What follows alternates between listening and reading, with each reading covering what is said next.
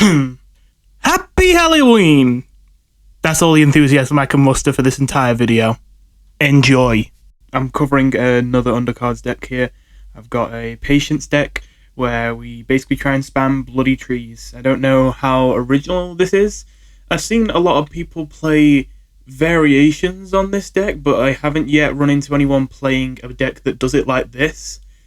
But at the same time, it wouldn't surprise me if someone's already tried this. Either way, the deck is essentially that we have 3 Bloody Trees. These deal fatigue damage when they die to the enemy. And fatigue damage, of course, increases each time it happens. So at first it's just going to do 1, then 2, then 3, then 4. So of course, if you can get this to happen enough times, this will kill your opponent and absolutely destroy them. So this seems like a good way to try and end out games. Again, direct damage is always pretty strong in these games, but this is kind of balanced out by the fact it takes a long time to be able to actually get the big damage numbers. So we essentially are just running ways that we can absolutely spam this at people. We are running Sad Customers, which it took me a while to notice this actually, because when I first made this deck I didn't even include these. But these guys, when you play them, you look at the 2 most expensive monsters that cost less than 5 that are died for you this game, and you pick one of them, and then when the Sad Customer dies, it releases them. I keep forgetting that he has this ability now. I'd probably use this card more if it weren't for the fact that I'm so used to it having its old ability where it takes away gold. I often forget that it has this new ability. And, well, it just clicked in my head that, oh wait, Bloody Tree costs 5 or less. So yeah, that's obviously the idea there, is that you resurrect Bloody Trees with your Sad Customers so that now you have 6 of them. As well as that, you have 3 Ice Replicas, which you can use to get even more Bloody Trees to end out a game. You have Mio-San to create even more duplicates. So yeah, you can get quite a lot of damage from the fatigue. As well as that, you can see the deck is filled out with quite a few spells. Obviously there's the replicas, there's the 2 copies of the Ice Prison, and there's 2 copies of Defrosting and 2 copies of Exploration. Exploration is in there to search through your deck, but Defrosting and Ice Prison are just some general kind of control cards, which might seem a little bit out of place here. They're mostly just here because the deck does have some slots where they just have space to put cards that aren't very important, because, you know, the whole point of the deck is to just get your Bloody Trees and to get as many copies of them as you can. And when you run out of cards that can copy them, and you run out of Bloody Trees, and you've still got a few slots in the deck, you've obviously got to fill it with something. And it seemed like it was most appropriate that I fill that part of the deck full of cards that were relatively cheap and kept you alive, which is why we have Defrosting and Ice Prison here. As well as that, you'll see that this deck runs 2 artifacts, Poke and Good Food. Poke is obviously so that the trees don't have to get as much damage to be able to kill your opponent, but Good Food is in here so that all these spells that are just here to fill out the deck can also transfer into healing later on to keep yourself alive against decks that might try to burn you back. Oh yeah, I didn't even mention Melt. Yeah, Melt is the same idea as Defrosting and Ice Prison. So yeah, Seat of the Gods, I'm just basically running this because it can either get your Ralsei or your Frisk. Ralsei, obviously, you can get another copy of Bloody Tree if one is in your hand, although it won't work with Sad Customer, sadly. Although, yeah, it makes sense that it doesn't. Frisk is definitely a much stranger inclusion here, but they are essentially in this deck because the main weakness of this deck seems to be other burn/combo decks. And, well, obviously playing Frisk at the opportune time might be what you need to save yourself from them. This deck, generally, from what I've seen, seems to do pretty good against aggro, seems to do pretty good against mid-range, seems to do pretty good against control, even. It's just other combo/burn decks just seem to be way faster and kick this deck's ass. It may seem way more appropriate to run the Vessel, because obviously this whole thing here is we're supposed to be getting as many Bloody Trees as we can, and obviously the Vessel will give me another 3 copies of Bloody Tree. But there's a couple reasons why I'm not running it, although I will say that if you ever found a good reason to cut Frisk, if it became that this deck no longer needed Frisk, you would then run the Vessel instead. But the couple reasons that I'm not running the Vessel is, 1, cost, because surprisingly, I actually found it kind of difficult when I was briefly actually running the Vessel in this deck early on to find the gold to be able to play the Vessel, copy my trees, and then play the copies. It just seemed like it always was something that was awkward to put together. And as well as that, it was hard to do it without milling any cards. And sometimes I would obviously mill trees and then I'd cry.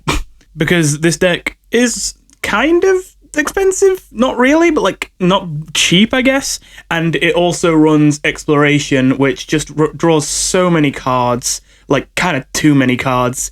And one of the only cheaper cards it runs, Seat of the Gods, is obviously another card that draws cards. So running the Vessel with all that means that sometimes you ran into problems where you would just have full hands and there wasn't anything you could do to stop yourself from milling a card. And again, milling a card can really hurt in this deck. It depends. If you draw one of your trash cards that are just there to fill out the rest of the deck, then you don't care. If you draw a Shambling Mass or a Melt or something, it's like, okay, fine.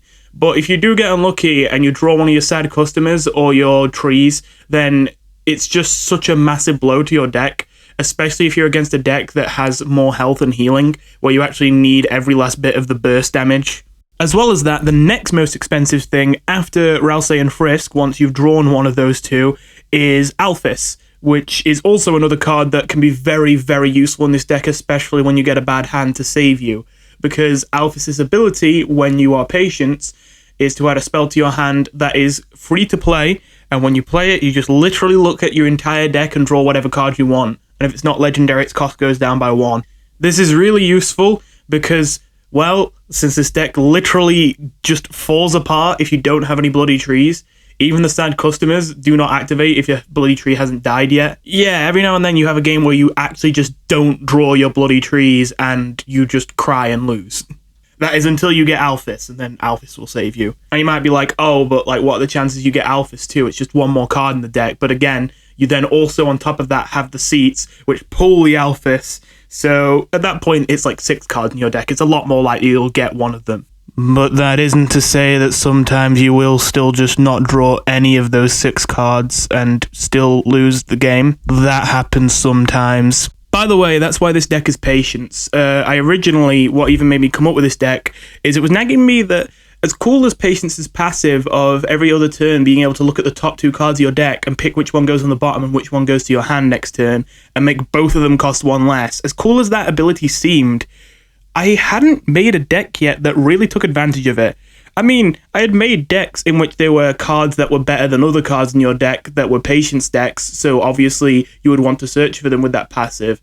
But, I don't know, it felt like I really hadn't made a deck yet with Patience that had to be a Patience deck. A lot of the time it was just like oh yeah, this is slightly better if you can search through the deck. There wasn't really anything that was like, oh wow, if I'm going to play this deck, I need Patience's passive. This deck is probably the first time I would say, yeah, you need to play this deck with Patience. You may think that Integrity seems like a fine soul to play this deck with, considering they also have a decent amount of copy mechanics, but no, you really got to use Patience because I mentioned before, the main weakness of this deck is that you are relying on getting one of those bloody trees. If you do not get a bloody tree, you don't get to play the video game. And of course, there are only 3 of them in the deck. So if you don't have the ability to search through your deck, you're going to have much more games where you have a dead hand and you just can't do anything for the first 10 turns. Oops, guess you're dead before you can even show your opponent what you were even trying to do. We're running Shambling Masses because they can kill off our bloody trees or our side customers if we need lethal off of them. And also because one of the few things this deck lacks is just decently statted bodies that can be used to control the board. And obviously this becoming a 6/6 with haste when it kills something makes it decent. That being said, I thought it would be better in the deck. I was originally running 3 of these, but they were often dead draws. I am not going to lie, these things, they might be one of the weaker cards in the deck and I might need to even cut them down to just 1 copy. It's a bit weird. They feel kind of necessary, otherwise the deck doesn't function, but at the same time, every time now and then I just kind of have a game where I just draw these and not really much else, and I'm just sitting there like, well, what am I supposed to do with this hand? At the same time, I kind of get the feeling that that's just how this deck is. It just sometimes gets a bad hand and you just can't really do much about it.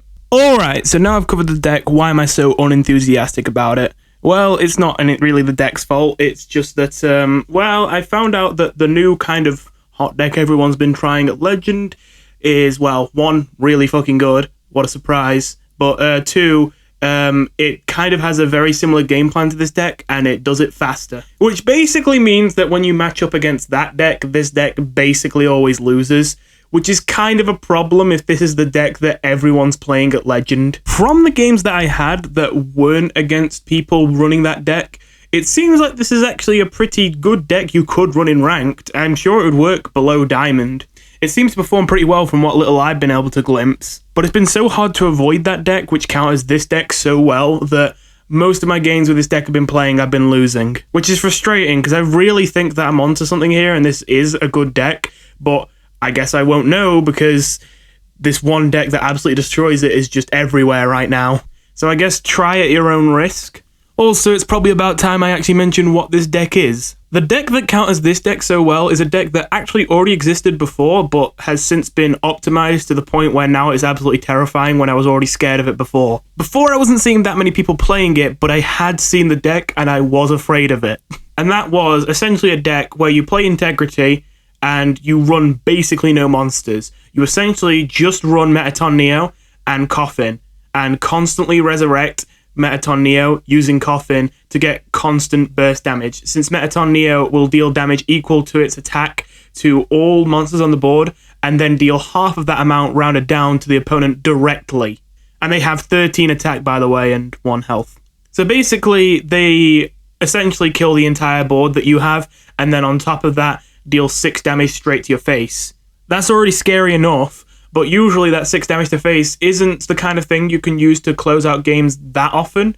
Sure, you can do it, but you have to pay 10 to play Metaton Neo in the first place, and then you have to find a way to kill them instantly. So usually, although it's pretty frustrating, I wouldn't call it unbalanced necessarily. But when you get to constantly duplicate your Metaton Neos so that you can just pelt your opponent with 6 damage directly to their face until they have no health left, without them being able to do anything to prevent it, yeah, I would call that a bit unbalanced. At the very least, though, I had the comfort of thinking, well, it seems like this deck is at least a little inconsistent. If you don't draw your Metaton Neo, then it looks like you're kind of screwed. That's only because the versions of the deck I saw early on in this season hadn't yet figured out that they could just run Seat of the Gods. You can get away with that because the deck was already running so few monsters in it that you could sneak one more in. And because Coffin shows you the two cheapest, not just the cheapest monster to pick from to put inside it, that means that if you run Seat of the Gods, it will still only show Metaton Neo and Seat of the Gods as your options, so you'll still get Metaton Neo for your Coffins every time, even if you do run Seat of the Gods. So now you have a way to way more consistently draw Metaton Neo, and when you draw them, you essentially win the game unless your opponent's super aggressive and can kill you before you can kill them. Because now you can get 6 damage for every other Metaton Neo you get, which is 1 for every Coffin, that's already 24, but then also you have multiple ways to duplicate your Coffins to make it go way higher than that. And just for good measure, in case you actually don't get enough damage to kill your opponent and you're just a little bit off, of course it runs 3 ice caps that you just don't play unless you're gonna kill your opponent with them. Of course, this deck runs poke as well, so you only have 25 health instead of 30 when you start against this deck, which means that yes, 24 will knock you down to 1 health. You probably also took 1 damage over the course of this game, so that means that you only need 4 Metaton Neos to kill you. In that case, that literally means they literally don't even have to duplicate any of their Coffins. They can just play Metaton Neo and 3 Coffins and you're dead. You may be like, oh, I'm exaggerating. You have to wait for the Metaton Neos to die, and you also have to wait for the Coffins to die for the Metaton Neos to come out. Only since Integrity got one of their spells replaced with the new spell Carousel, which deals 1 damage to all monsters, including your own, and repeats itself every time it kills a monster. Yeah, now it's really easy to just instantly set off your Coffins and kill your opponent whenever you want. Even failing all that, of course, this deck has to run very few monsters to be able to work, which means that it's crammed with lots of filler Integrity spells that you're generally not going to actually play. And one of those is Happy Break Time, return a card to your hand. You know what that means? It means even if you survive long enough and keep enough health ups that the Metatons can't kill you, and in theory you should be safe from the ice caps, they can use the Happy Break Time to put the ice caps back into their hand so that they can put them on the board again and attack again with them to get even more burst damage. Which means that even once all of their Metatons are gone, if you're still alive and they can't get any more Coffins, you're still not safe because they could still play 3 ice caps and then return all 3 of them to their hand and replay all 3 of them for a total of 18 burst damage. I kind of don't like that this channel is turning into me complaining about whatever deck's popular, but it just seems like whatever the new popular deck is always something I hate. And this is the reason why I'm so polarized on Undercards. Like, I genuinely want to get into it, but it always feels like whatever deck is popular is something that I absolutely despise playing against and despise playing myself. And I've honestly found it a lot harder to try and make counter decks in this game than I did in other games to kind of screw over whatever's popular. Like, how would I counter this? Only 2 things come to mind. Mass Silence, which I'm sure would be kind of effective, but then I also need to have a deck afterwards, so I actually have a win condition. And the amount of silence I would need to counter this deck would probably not leave much room to, make a deck. Although, now I think about it, perhaps I could replace the good food artifact with just the health artifact, and replace all the spells of this deck with just Scarf Mice and Nakarat Jesters, that might be a thought, since this deck doesn't have that many cards that are crucial to the deck in it. But for most decks, that's not really a viable option. The only other route I could think is going the route of just making probably a kindness deck, where you just get your health, your maximum health, as high as goddamn possible. And don't get me wrong, that's fun, and it's probably something you can win with, but in my experience, I really like to play decks like that, but in my experience, they don't work in ranked.